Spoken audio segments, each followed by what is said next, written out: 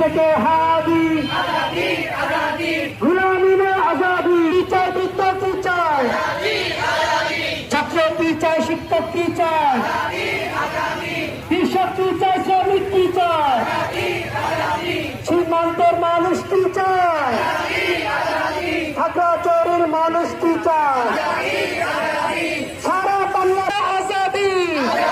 জুড়ে মুখে মুখে টেকনাফ থেকে তেঁতুলিয়া শেষ হয়নি যুদ্ধ।